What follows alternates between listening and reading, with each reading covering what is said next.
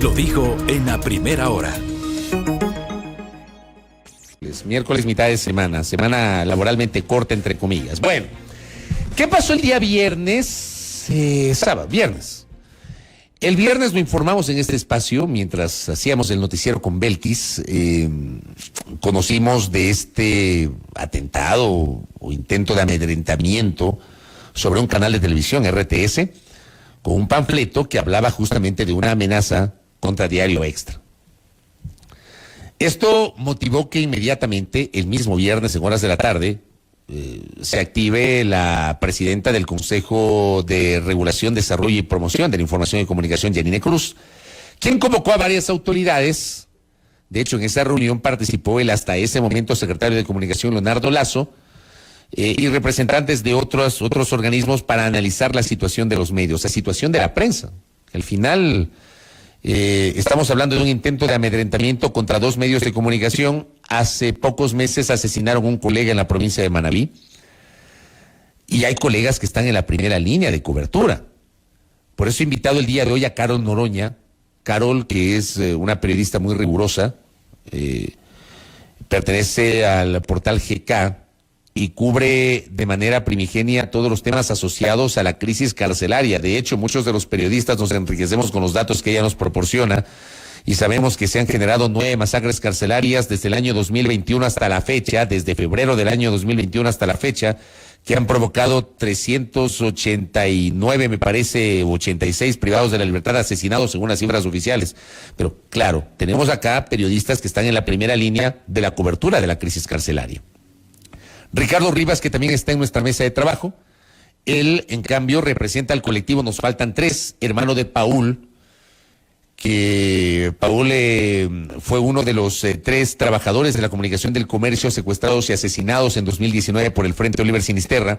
Y lo hemos invitado porque además, tras el asesinato de los colegas, en el gobierno del presidente Moreno se creó mediante acuerdo ministerial el Comité para la Protección de los Periodistas, que la propia Yanine Cruz ayer en este espacio reconoció que no se ha instalado nunca. O sea, existe el comité en el papel, pero no existe en la práctica. Y la académica Grace Merino, que está conectada con nosotros de modo telemático. Gracias, Grace, gracias, Ricardo, gracias, Carol, por la gentileza de acompañarnos. Carol Noroña, te agradezco por venir, qué gusto que compartas con nosotros este espacio. ¿Está en riesgo la seguridad de los periodistas en el contexto de la inseguridad que estamos viviendo? Bienvenida, buenos días. Buenos días, Fabricio, buenos días, Ricky, buenos días, Grace. También a quienes nos escuchan, un abrazo muy fuerte. Y qué triste también que nos convoque a hablar de eso, pero es necesario, sí. Los periodistas que estamos cubriendo y hablando frontalmente de lo que está ocurriendo en las cárceles, estamos en peligro, y es importante que las audiencias también lo sepan. Cuando las redes de delincuencia organizada, cuando el crimen organizado se consolida justamente en naciones como Ecuador, además con una débil institucionalidad, pues lo que pasa justamente es que los periodistas nos convertimos en un blanco, y sobre todo los periodistas que hemos venido también cuestionando el discurso oficial del gobierno, porque lo que ha ocurrido también con los colegas de RTS y de Diario El Extra, a mí me llamaba mucho la atención el editorial que publicó Diario Extra, y ellos justamente tenían como primera hipótesis que no habían sido las bandas quienes presumiblemente los estarían amenazando, sino funcionarios públicos. Y esto es bien importante. ¿Por qué? Porque cuando estamos hablando de redes de delincuencia organizada, no solo estamos hablando de bandas, estamos hablando de funcionarios públicos, de la Policía Nacional, y de personajes también que en lugar de gobernar, de proteger este país, están también trabajando con las redes de delincuencia organizada. Y por supuesto, lo hemos visto en naciones como México, como Colombia, los periodistas lamentablemente y tristemente nos convertimos también en objetivo de amenazas y amedrentamientos. Y en este contexto estamos en un país donde no tenemos y trabajamos sin garantía alguna, sin garantías de seguridad y sin garantías de vida. Entonces esto ojalá nos importara a todos, y también recordando, ¿no?, que tenemos ya antecedentes, el asesinato y el secuestro de Javier Ortega, Paul Rivas y Efraín Segarra, que qué bueno que esté Ricardo aquí porque de esto lo hemos conversado, yo también investigué el caso. Pues han pasado años, las familias siguen reclamando justicia, no impunidad, y lo que el Estado ha hecho es responder justamente con eso, impunidad. Entonces yo también me pregunto, todos tenemos familias, nuestras familias también están preocupadas, y me pregunto ¿Cómo vamos a hacer este trabajo si ya la penetración de las redes de delincuencia organizada en este país es inminente?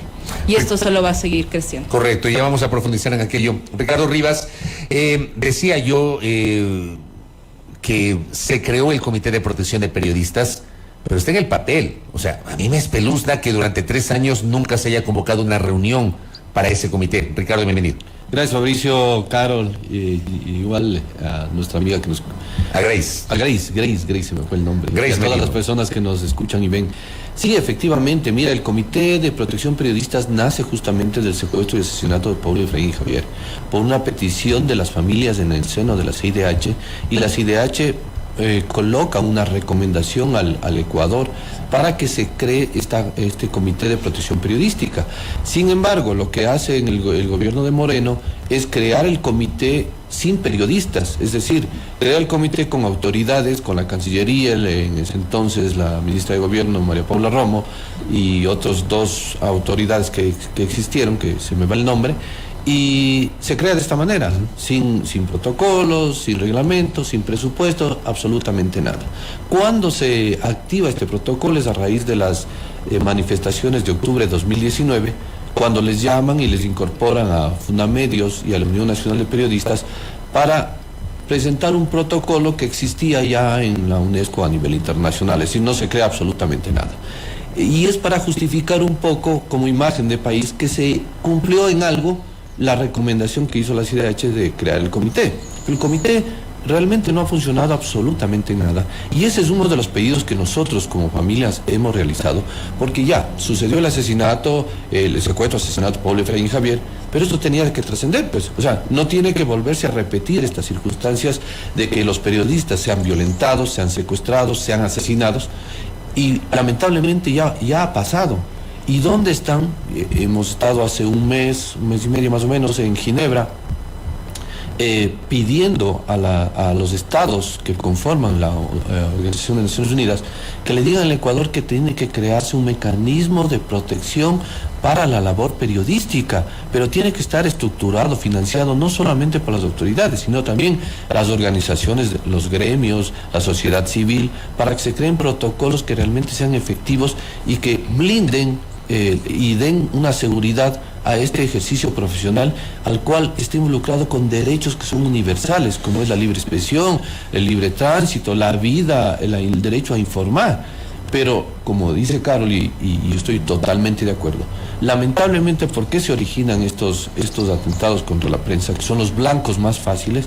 Es para amedrentar, es para que tengan miedo, no solo a la sociedad, sino a los periodistas, de que investiguen y se revele cómo ha sido permeado el Estado ecuatoriano con autoridades civiles, policiales y militares que andan involucrados en negocios ilícitos, organismos internacionales de narcotráfico, etcétera, etcétera, que lamentablemente están involucrados estas autoridades y que no quieren ser descubiertas como tal. Ese es el origen del asesinato también de Pablo Efraín Javier. Por eso lo dejaron en la indefensión. Y es por eso que esta impunidad que se crea nos genera un imaginario a la sociedad civil de que, como no existe ningún problema, entonces hay como violentar, hay como amenazar, hay como secuestrar, hay como disparar, etcétera, etcétera. Porque no, en el país no sucede nada con esta justicia débil que tenemos, porque todo el Estado está permeado por esos lamentables hechos. Ahora, Ricardo, Grace, Merino, te saludo, buenos días. Decía justamente y hablaba del amedrentamiento. Digo, ahí lo primero que se me vino a la mente mientras escuchaba a Ricardo es asociar con la situación de México. Yo no sé si estoy exagerando cuando hablo de aquello, pero en México, por ejemplo, hay referencias recurrentes de amenazas y de atentados y hasta asesinatos contra comunicadores, contra periodistas. Grace Merino, tu reflexión. Buenos días, Fabri. Un gusto estar acá, tanto con Carol como con Ricardo. Y sí, tal como tú dices, exactamente me parece que ya estamos cayendo precisamente ya en una situación como la de México. Y para mí, realmente el estatus inexistente del Comité Interinstitucional de Protección para Periodistas ya representa que el Estado ecuatoriano obviamente no tiene una política pública de seguridad para la protección de los periodistas. Tal como decía Carol, estoy muy de acuerdo. Ojalá les importara a todos, en realidad, qué es lo que está pasando el periodista. Ojalá les importara al Estado qué es lo que está pasando al periodista. El periodista está siendo vulnerado y más aún en estos momentos que tenemos un contexto de inseguridad que tiene unos índices elevadísimos y ya no solo es percepción ciudadana, Fabricio. Entonces, sí es importante reflexionar sobre estas políticas públicas que se tienen que generar desde el Estado.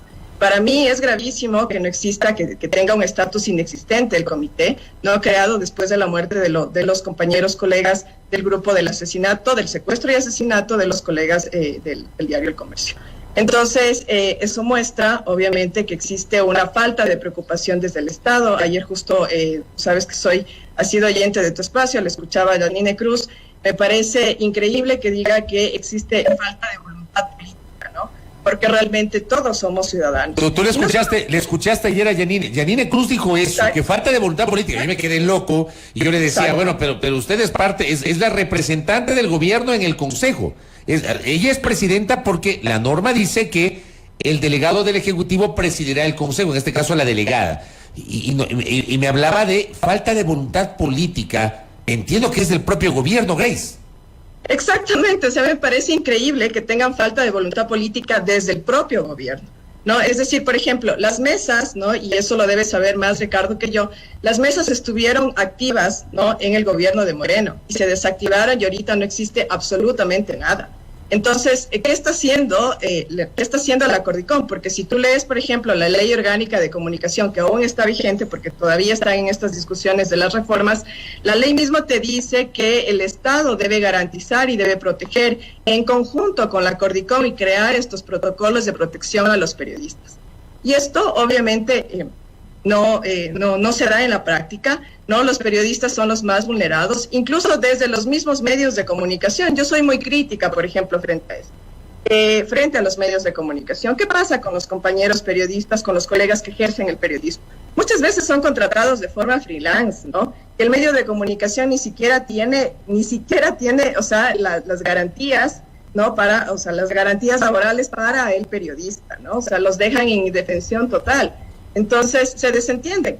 No les dan cursos de seguridad, no hay cursos de capacitación sobre seguridad, no les entregan chalecos, no les entregan cascos, ¿no? Yo sí lo puedo decir, digamos, desde la academia abiertamente, porque yo formo periodistas y me indigna muchísimo que mis estudiantes vayan precisamente a ejercer profesionalmente en este estatus tan vulnerable, ¿no? Donde no existe ni siquiera voluntad política. O sea, me parecía increíble lo que decía Janine Cruz, ¿no? Donde, por ejemplo, sé que la SECOM, desde el gobierno de Lazo, o sea, se excusó que ya no iba a estar dentro del comité interinstitucional para la protección de periodistas, lo cual me parece increíble, ¿no? O sea, hay cosas y cosas. O sea, eso quiere decir que precisamente falta política pública desde el Estado para la protección y seguridad de los periodistas. Que no solo pasó con los periodistas que fueron secuestrados y asesinados, sino también en octubre del 2019, ¿no? Estamos hablando de junio del 2022, en las marchas también colegas periodistas, colegas que ejercen el periodismo,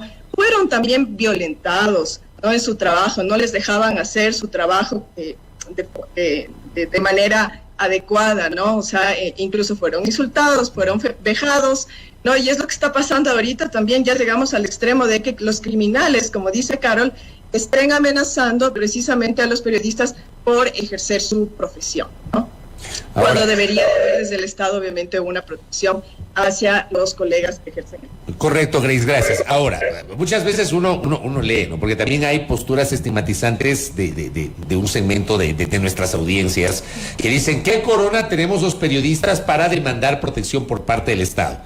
A ver, ahí yo quiero apelar a la experiencia de Carol. Carol Noroña, ¿cómo hace sus coberturas de los temas carcelarios? Yo en la presentación decía que Carol es una de las periodistas que recurrentemente nos alimenta, nos nutre a los ecuatorianos de información vinculada a las crisis carcelarias. ¿Cómo abordas el tema sin la seguridad correspondiente, Carol Noroña? Ha sido bien complicado porque, miren, y creo que es bien importante cuando Grace hablaba justamente de cómo trabajamos los periodistas freelance. Yo en este momento trabajo en un medio de comunicación que es GK, pero no siempre fue así. Yo comencé a cubrir la crisis carcelaria siendo freelance, sin tener un medio específico y por supuesto sin la seguridad que esto amerita. La verdad es que ha sido muy difícil reportar esta crisis y lo sigue siendo porque en mi caso particular yo siempre lo he hecho no con la versión oficial, que siempre se ha demorado mucho, que siempre también ha tenido incoherencias dentro del discurso, sino lo he hecho también con las personas presas que están en esas prisiones, con las familias y con las personas presas también que han sido asesinadas durante esas masacres. Al menos 3 fuentes mías han sido asesinadas en el contexto de las masacres carcelarias. Y ha sido muy difícil, ¿no? Porque primero estamos hablando de que todos los medios tradicionales, independientes, nacionales, con alcance menor, no tenemos garantías, ¿no? Y eso está dado así. Ni siquiera los que tienen una base financiera sólida. Pero ahora si pensamos, los que estamos en medios independientes, que estamos luchando todo el tiempo por tener financiamiento, por poder hacer nuestro trabajo, es mucho peor. Porque comencemos con protocolos de seguridad básicos. Nosotros tenemos protocolos de seguridad digital, que es lo mínimo que podemos tener, además porque nos pueden intervenir los teléfonos, pueden querer llegar a nuestras fuentes, sobre todo porque nos dan información que al Estado le puede parecer también privilegiada. Pero por otro lado también ir a hacer las coberturas en campo, afuera de las cárceles, también para nosotros ha representado además un intento de amedrentamiento por parte de la fuerza pública. Estoy hablando de la Policía Nacional específicamente. ¿Puedes lograr ingresar a las cárceles o no? No hemos ingresado. Al interior no nos han permitido. Tenemos formas de hacerlo, por ejemplo, ingresar como visitas es una de esas formas, porque si uno pide como periodista, pues evidentemente no te dejan, a menos que tengas ahí una fuente o algún político vinculado a inteligencia también que nos permita ingresar, pero eso no ha ocurrido. Pero por otro lado también el tener un contacto directo también con las fuentes carcelarias, con personas que incluso pueden estar vinculadas a estas bandas, también tiene un grado de riesgo, ¿no? Porque te pueden extorsionar, a mí me ha pasado eso, pero también el entender el contexto de otras personas. ¿Te han intentado presas. Extorsionar, Carol? Antes sí. Ya. Sí. Pero ¿puedes relatar algún ejemplo de ese intento de extorsión? Sí, fue durante una de las masacres de Santo Domingo. Este año. ¿Ya? Fue una fuente que yo tenía dentro de esa cárcel y por supuesto pues nosotros tenemos, incluso como cualquier fuente que nosotros tengamos, nosotros entablamos un vínculo de confianza también, comenzamos a conversar, pero una de estas personas pues quiso extorsionarme pidiéndome dinero, ¿no? Y eso también ya representa un atentado a la seguridad que podamos tener. Pero uno comienza a frenar. Es que esto es muy recurrente. Quizá a quienes nos escuchan les parezca, bueno, sí, es un tema de peligro, pero es muy recurrente, lamentablemente, cuando nosotros estamos cubriendo esto. Pero asimismo ha habido personas presas que jamás lo han hecho, ¿no? Y que más bien nos han permitido entender qué es lo que pasa en el interior de los centros carcelarios, y que yo también agradezco eso profundamente, porque las personas que están ya muertas, asesinadas bajo custodia del Estado, pues intentaron hacerlo desesperadamente antes de ser asesinados. Y luego ya por otro lado, la cobertura y todo lo que ha estado pasando, porque antes hablábamos de una crisis carcelaria que todavía está en firme, que todavía no cesa, pero luego también estamos hablando de las redes de delincuencia organizada, estamos hablando de personajes pues como lo que ha ocurrido con Leandro Norero también, y que ya comenzar a hablar de redes de delincuencia organizada es otro nivel que te expone muchísimo más. E incluso cuando nosotros hemos hablado con los colegas de México, por ejemplo, ellos nos dicen, hay que a veces alejarte para ver el panorama completo de lo que realmente está pasando, porque ustedes saben que incluso hay muchas filtraciones. Mucha de la información que se ha publicado en las últimas semanas se debe a filtraciones que han venido desde el propio Estado. Entonces también hay que analizar qué se busca con este nivel con este tipo de filtraciones, y sobre todo cómo blindarnos, porque eso, hacerle juego también al discurso oficial sin entender cuáles son las verdaderas implicaciones de eso, nos pone en peligro, y nos pone en peligro a todos y a todas. Ahora, cuando le escucho a Carol Ricardo, uno pensaría que la dolorosísima experiencia del secuestro y asesinato de nuestros colegas de Diario El Comercio no significó para generar un cambio real, Ricardo. Así es, mira, lamentablemente las palabras van y vienen, pero las acciones te dicen mucho. Y lamentablemente no ha existido ningún cambio por parte del Estado. Seguimos aprendiendo. Ese fue el discurso, que no estábamos capacitados y no teníamos la experiencia necesaria para permitir o para traerles con vida a Paul Efraín Javier. Pasó otro gobierno, ahora estamos en el gobierno de Lasso, y seguimos experimentando, seguimos aprendiendo y no hemos traducido toda esa experiencia que se generó, y no solo con este tema de periodístico, sino con todos los temas de derechos humanos, donde ya existe un patrón por parte del Estado y por parte del gobierno, donde se siguen cayendo las situaciones y se siguen involucrando las mismas aristas y no se pretende llegar a ninguna solución. Y yo quiero un poco ampliar también el tema que hablaba Carol, que también tiene que ver con los familiares de los periodistas. Es decir, no solo el periodista está expuesto, sino también las familias, que también son blancos fáciles en estos temas de lucha, en estos temas de investigar, y que te presionan para que no sigas investigando. Y te puedo hablar del caso de mi hijo directamente, donde en el 2018 también tuvo un intento de secuestro para que nosotros dejemos de investigar. Y hemos tenido desde ese año a la actualidad todavía amenazas, incluso de carteles, para que dejemos de investigar el tema de los periodistas de Paul Efraín y Javier. ¿Por qué? Porque hay autoridades civiles, militares, policiales que están involucradas en estos hechos, y el gobierno no ha entendido que brindar seguridad no solo es al periodista, sino también a todo su entorno familiar. Y lo que hace el gobierno es reaccionar inmediatamente, brindándote seguridad, pero luego entra otro ministro y te quita la seguridad porque piensa que está la plata del Estado gastando en vano. Y no es así. Lo que pasa es que no se quiere llegar a dilucidar todo el aparataje que está metido en el Estado de corrupción, de negligencia y permeado por parte de estas bandas de crimen organizado. Ahora también hay casos y casos, Ricardo. Por ejemplo, del comunicador cuyo video se viralizó, que se grabó reclamándole al ministro del Interior porque le habían dado un vehículo para su seguridad que no tenía aire acondicionado. O sea, esas cosas también, por supuesto, nos ponen en entredicho, y por eso la gente nos cuestiona muchas veces. Es el privilegio. Claro, porque la gente dice, estos son unos privilegiados. Claro. Yo sí separo. Digo, yo durante más de 2 décadas fui reportero de noticias. Yo sé lo que es ser reportero. Pero ahora tal vez estoy en una etapa, perdón que hable en primera persona, amigos, yo ahora tal vez estoy en una etapa distinta de mi carrera, pero durante más de 2 décadas fui reportero de calle. Yo sé lo que vivimos los reporteros de calle.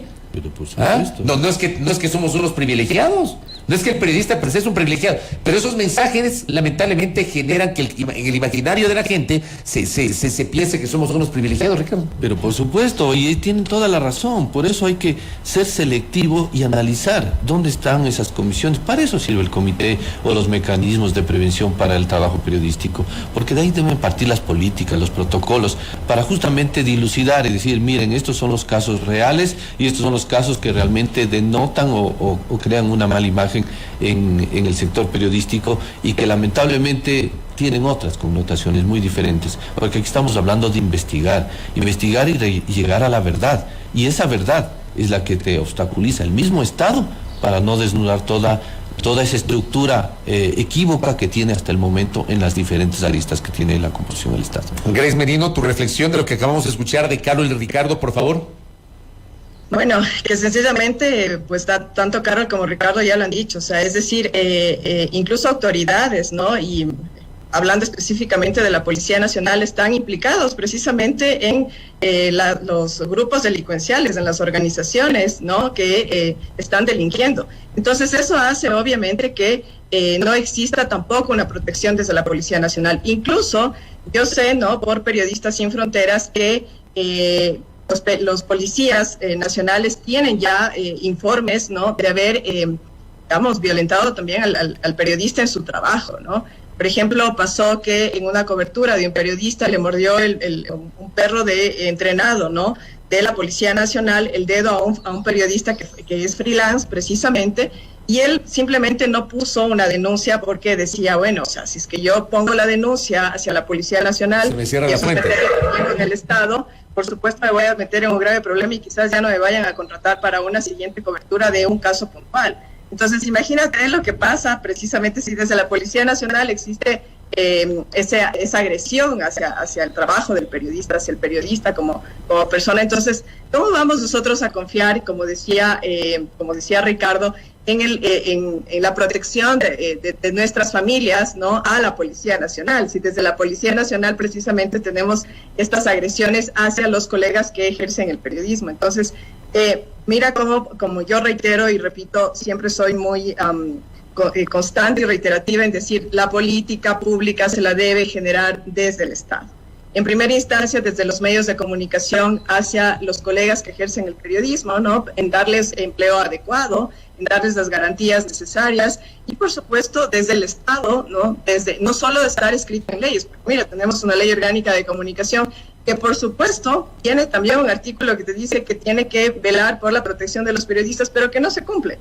Tenemos una Cordicom que su representante dice que existe una falta de voluntad política para seguir con el tema del Comité Interinstitucional para la Protección de los periodistas, pero que no está, o sea, que no existe. Como decía Ricardo, necesitamos ese comité, necesitamos crear protocolos de seguridad para los periodistas, necesitamos cursos de capacitación para los colegas periodistas, necesitamos que la Policía Nacional sea una institución que proteja precisamente a todos los ciudadanos y más aún el periodista que esté ejerciendo su profesión, ¿no? Y a sus familias. Entonces, yo sí me voy a tomar de la frase de Carol del inicio, ojalá a todos los ciudadanos nos importara qué está sucediendo con el trabajo periodístico, ¿no? Ahora bien, lo que tú señalabas con respecto ya a periodistas que tienen ciertos privilegios, yo quisiera que esos privilegios en realidad sean para todos los colegas periodistas, pues. O sea, no solo para los elegidos, no solo para los escogidos, sino obviamente para todos los colegas periodistas y más aún para los que hacen cobertura, por ejemplo, de temas de seguridad, que es, yo trabajé en el ministerio, en ese entonces, Ministerio de Justicia, ahora Secretaría de Justicia, y claro, nosotros tuvimos un protocolo, por ejemplo, para las coberturas de los colegas periodistas, ¿no? Pero todo se queda ahí. O sea, es decir, me parece que siempre cuando existe viene un gobierno nuevo, es borra y va de nuevo. Entonces, ¿dónde se queda, por ejemplo, esas políticas de seguridad? A mí me parece que, por ejemplo, para salir del bache, el gobierno de Moreno creó este Comité Interinstitucional de Protección a los Periodistas y se quedó ahí, simplemente para dar una respuesta, ni siquiera una respuesta porque no está en nada. Entonces, sí es preocupante, creo que la ciudadanía tiene que mirar estos temas, ¿no? Y estar más vigilante de estos temas. No es porque somos periodistas, no es porque somos comunicadores sociales y tenemos corona, sino porque realmente el periodista es el que lleva la noticia hacia un sinnúmero de personas y creo que su trabajo tiene que ser protegido. Y como te digo, no solo desde el Estado, sino también de los medios de comunicación. Yo me pregunto si al Estado en realidad le interesa el periodista. Esa es mi pregunta, ¿no? Y yo me indigno mucho con este tema porque, como te digo, yo soy docente universitaria, formo periodistas y sí me preocupa que mis estudiantes vayan precisamente en este contexto a ejercer su profesión. Muy buena reflexión, Grace. Voy a la pausa, pero antes, hablando de los privilegios, ¿no? Yo voy a referir algo que dije en su momento el año anterior, cuando se privilegió el plan de vacunación. Pues, ¿se acuerdan? En febrero o marzo del año pasado, la vacunación VIP. Yo dije públicamente en los diferentes espacios donde hago comunicación el año pasado que si iban a vacunar periodistas, ya, empiecen por los reporteros y camarógrafos que están en la primera línea. Ya, y al resto, a los que estamos en el escritorio, estamos haciendo otro tipo de actividades, déjennos para después. Ya, hubimos quienes respetamos la fila. Yo me vacuné en agosto, me puse la primera dosis del año pasado. Pero hubo colegas que sin estar en la primera fila, y por eso, evidentemente, se habla del privilegio, recibieron la vacunación. Hablando justamente de aquello. 7:39, voy a la pausa, no se me desconecten, estamos dialogando, interesante charla, hablando sobre seguridad y periodismo con Carol Noroña, Ricardo Rivas y Grace Merino, aquí en A Primera Hora. Compromisos publicitarios y regresamos tras la pausa. Muy bien, seguimos 7:42, estamos en una interesante charla con nuestros invitados del día de hoy, nuestro panel de los miércoles, con la colega Carol Noroña, con la colega Grace Merino y con el amigo Ricardo Rivas del colectivo Nos Faltan Tres. Algunos aportes que recibo, Silvia me dice dos cosas. Se mantiene el hecho de que en el ejercicio periodístico los medios no garantizan la seguridad de las coberturas para su personal, hablando de los grandes medios. Y dos, quienes estamos en una institución pública también tenemos riesgos, por ejemplo, la cobertura en hospitales. Tampoco el Consejo de Regulación hizo algo. Esto me dice Silvia. Wilson Benavides me escribe y me dice, sobre el tema de debate, creo que la militancia política que han hecho periodistas y medios de lado y lado, opacado los temas de fondo, como el que se aborda, precarización laboral más desconfianza institucional, le deja al periodismo real sin opciones. Parte justamente de lo que nos dicen. Y por acá, Santiago Carral hace una pregunta a Grace que ya le voy a formular. Y el doctor Lucero me dice, y esto le voy a plantear a Carol, un político con influencia en inteligencia para permitir el ingreso de periodistas a las cárceles, ¿en serio? Dice nuestro oyente Carol. Sí. Político con influencia en inteligencia para permitir el ingreso de periodistas a las cárceles. ¿Es en serio, dice? Lo que ha comentado un colega que sí logró ingresar a las cárceles fue justamente que fue Fausto Cobo, que actualmente preside el CIES, el Centro de Inteligencia Estratégica, exactamente, fue quien permitió ese ingreso, ¿no?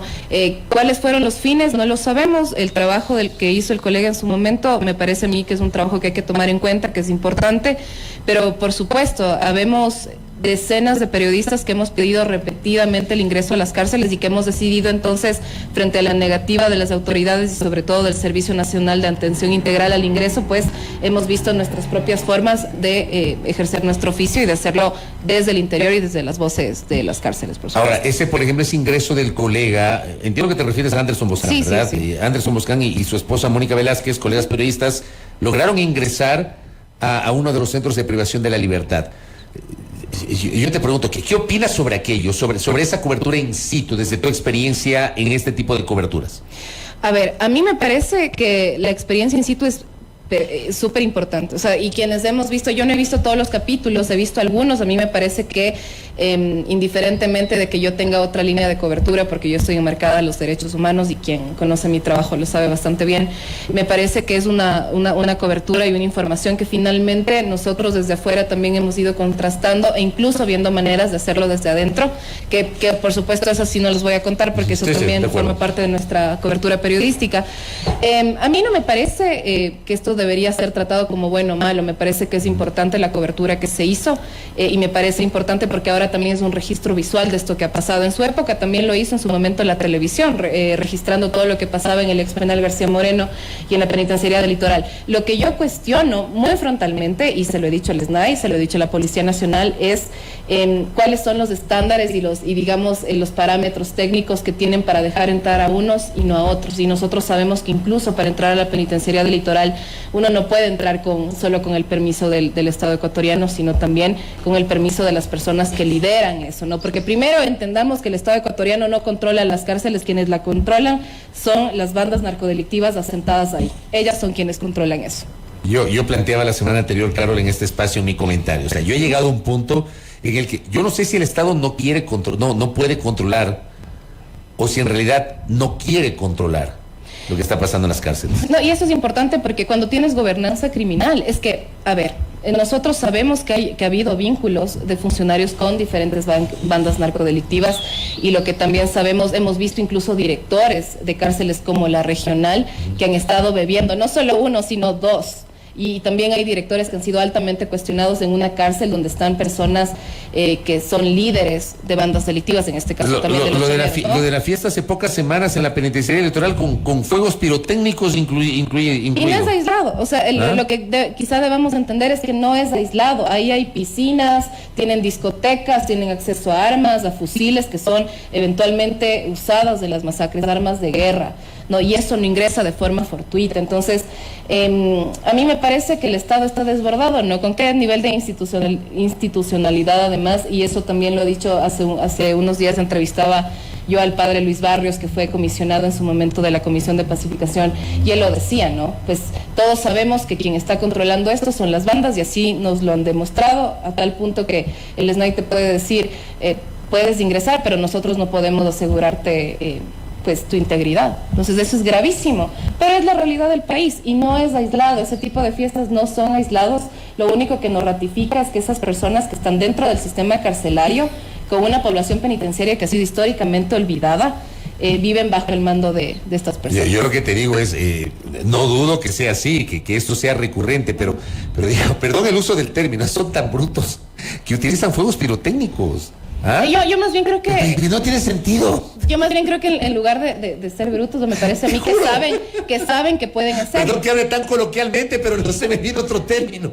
A mí me parece más bien que es el nivel de cuando tú sientes la libertad de que puedes hacer algo. Haces lo que quieres. Haces lo que quieres. Y ahí el Estado, bien, gracias. Afuera y adentro. Entonces, para mí es un tema de que no nos importa porque saben quién está mandando aquí. Y eso es innegable. Y a mí me parece que el silencio también de las autoridades, comenzando por el SNAI, por el presidente Guillermo Lasso, por el secretario de Seguridad Diego Ordóñez, por el ministro del Interior, antes Patricio Carrillo, ahora Juan Zapata, es un silencio sepulcral frente a algo que ya ha sido de más evidente. Ahora, Ricardo, le envío un abrazo a Vladimir Andosilla, siempre en sintonía con nosotros, y Vladimir, que es un especialista en temas de comunicación, nos aporta siempre. Me dice Vladimir, existe un protocolo de actuación frente a las agresiones que lo activa el Consejo de Comunicación y coordina con la Fiscalía, Defensoría del Pueblo y Defensoría Pública.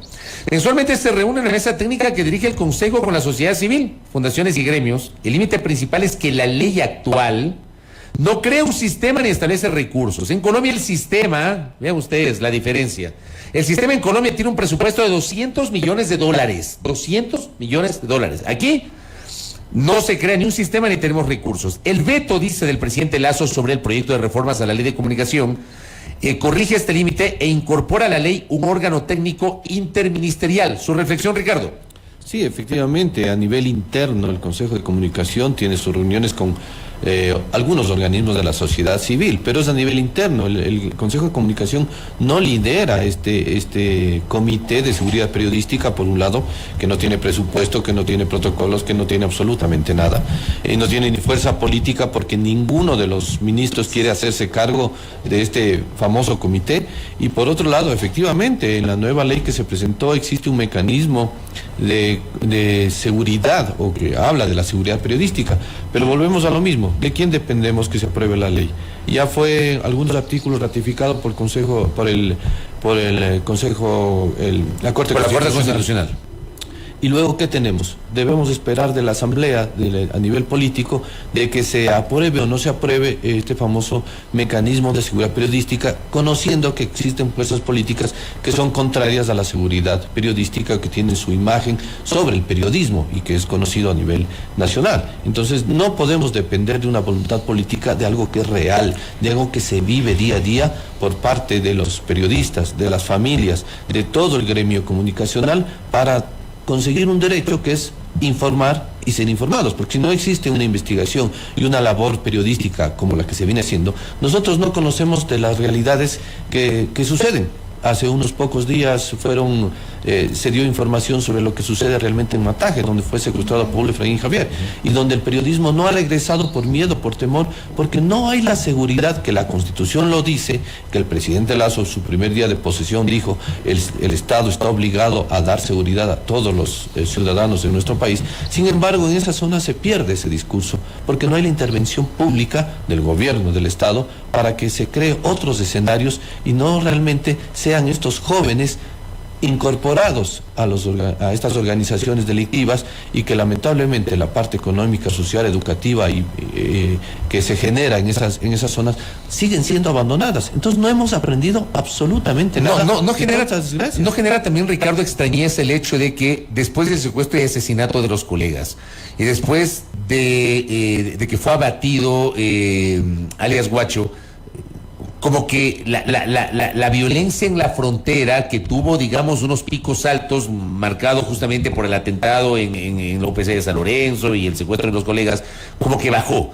No sé si bajó bajó la intensidad de la violencia, o bajó la atención mediática o la atención del país, Ricardo. Bajó la atención mediática y subió el miedo a realizar coberturas, porque díganme ustedes, ¿qué medio ha mandado a sus periodistas a que digan o que transmitan la información que se genera en esas zonas?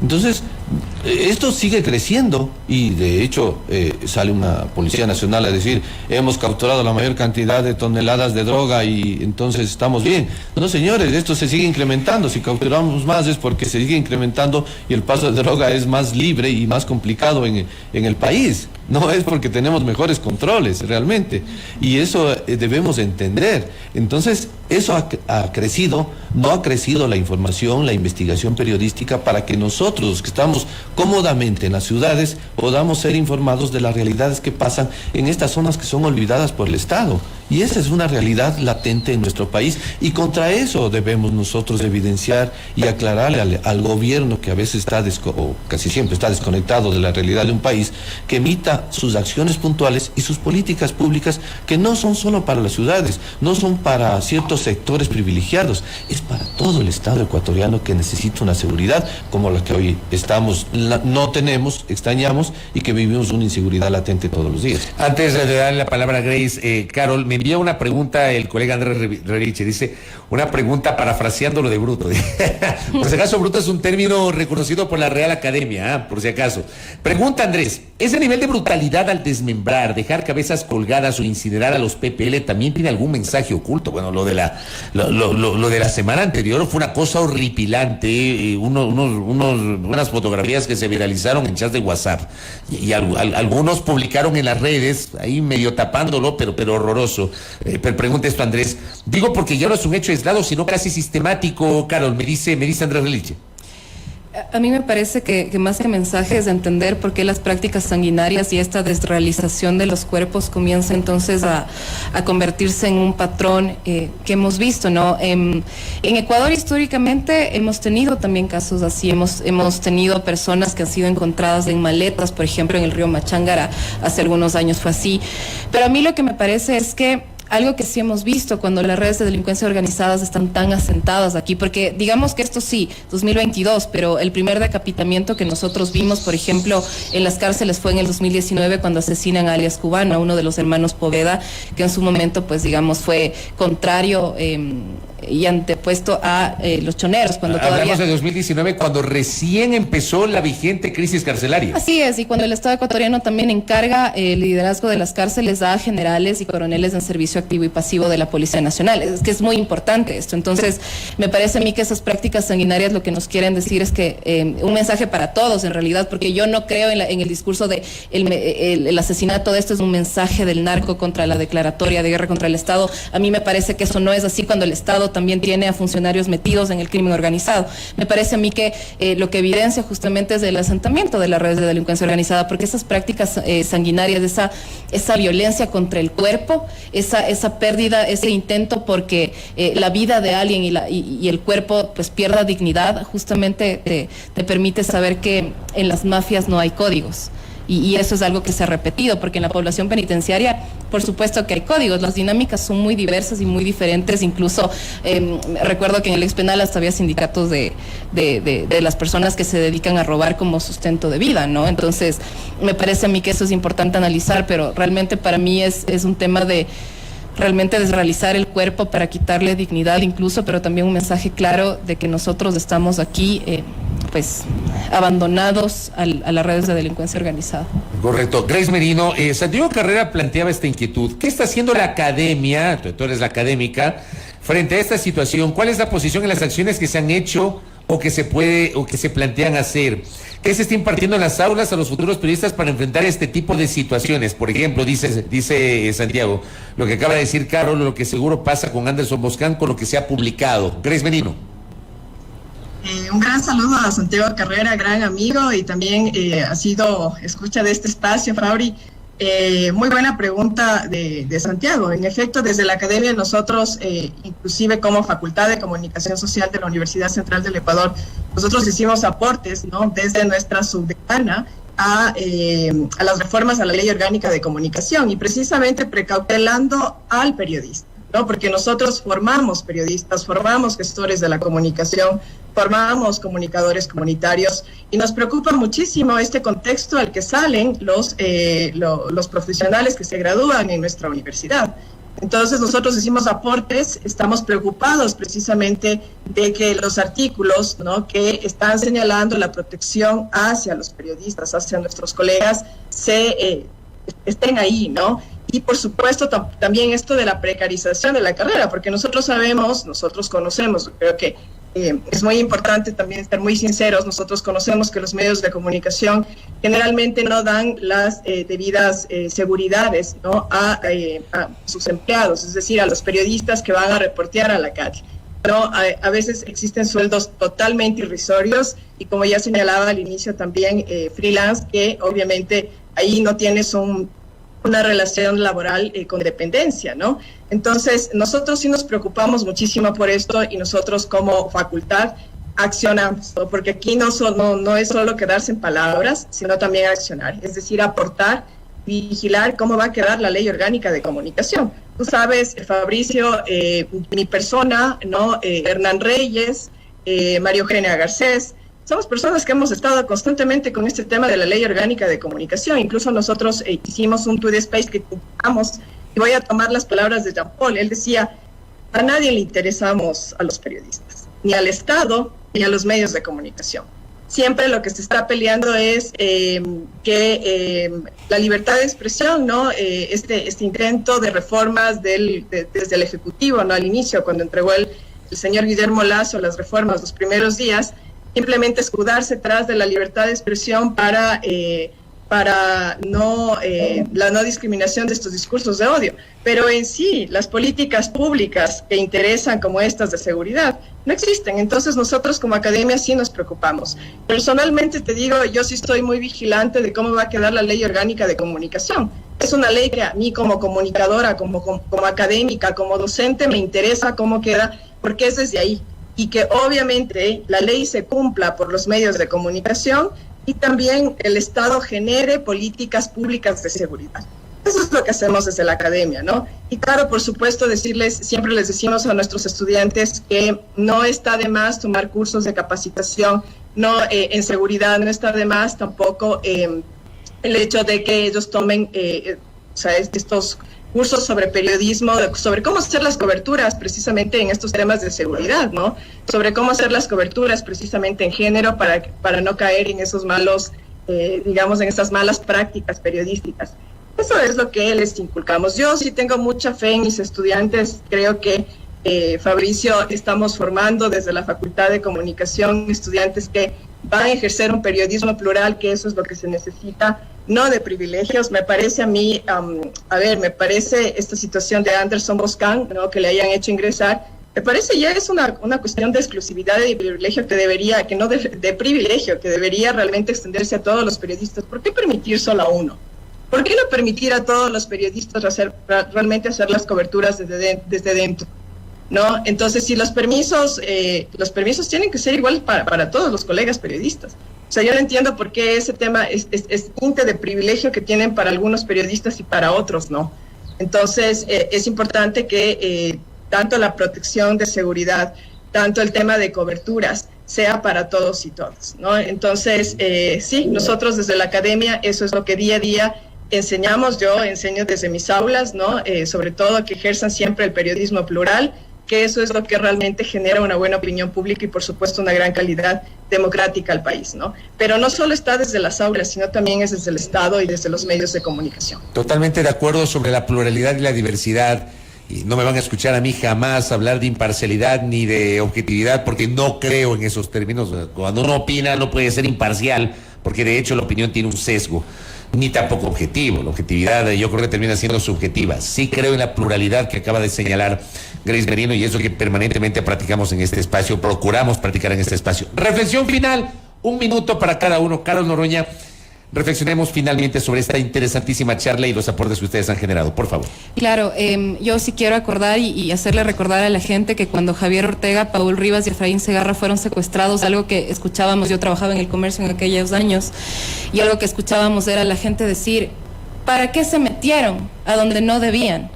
¿Por qué cruzaron? ¿Por qué estuvieron ahí? Pese a que hubo el contraalmirante John Merlo, que ahora también lidera, por si acaso, una de las dependencias militares más importantes del país, pues les había dado permiso, y mucha gente culpabilizaba a mis amigos, a mis colegas.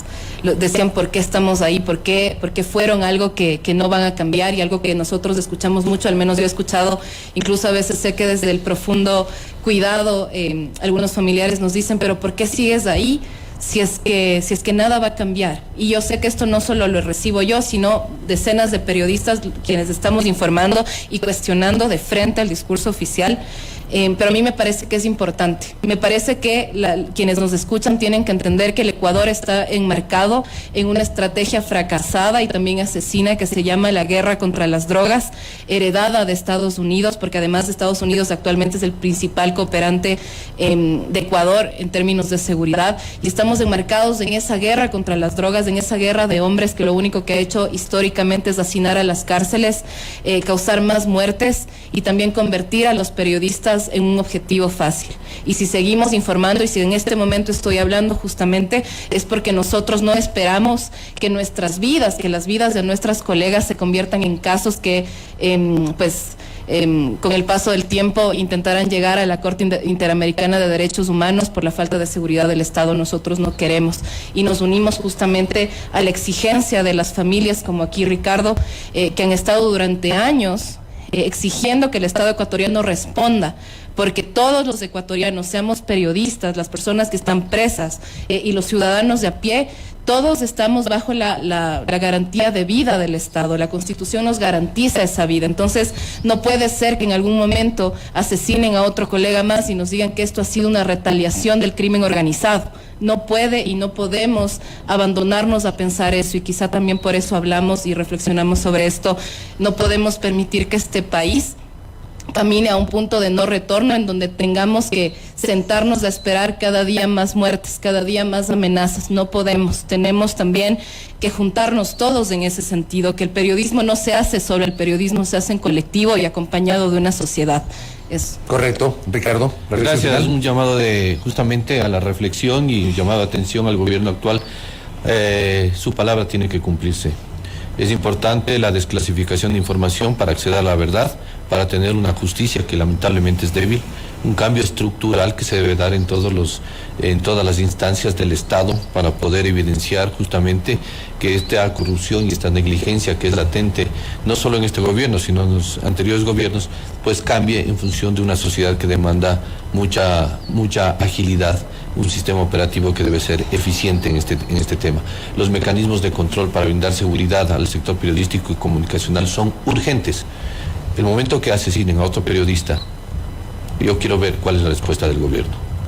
No hemos aprendido absolutamente nada, y es lo que tiene que dejarnos las enseñanzas que nos deja el pasado, donde todavía no podemos acceder a una verdad. Ese es un problema recurrente, que no hayamos aprendido nada. En todos los ámbitos, lamentablemente es un problema recurrente en el Ecuador. Reflexión final, Grace. Ya te decía en la mañana cuando estabas dando tu opinión, Fabri, que una de las máximas de la comunicación estratégica es el decir y el hacer. Si el presidente de la República dijo que él va a cuidar por la seguridad de todos y todas, creo que el campo comunicacional es súper importante, porque el periodista genera opinión pública, ¿no? Es masiva. Entonces es importante que su trabajo sea, obviamente, con las seguridades adecuadas. Si no existe política pública del Estado, entonces, ¿de qué hablamos? ¿De quién esperamos esa seguridad? O sea, eso sí quiero llamar a la reflexión. ¿De quién esperamos? Y que los medios de comunicación también, desde la protección de sus empleados, pues, también tengan sueldos adecuados y las seguridades adecuadas, y generalmente estén dando capacitaciones, que es súper importante para los colegas periodistas. Eso, Fabio. Gracias a Grace Merino, conectada telemáticamente, y también a nuestros invitados que nos han acompañado hoy presencialmente en la cabina, a Carol Noroña, qué gusto, a Ricardo Rivas igualmente, gracias, compartiendo justamente en nuestro espacio el debate y el análisis sobre la situación de inseguridad y lo que está pasando justamente con los periodistas, con los comunicadores en el contexto de la inseguridad que estamos viviendo. Primera plana, todas las noticias, todas las voces.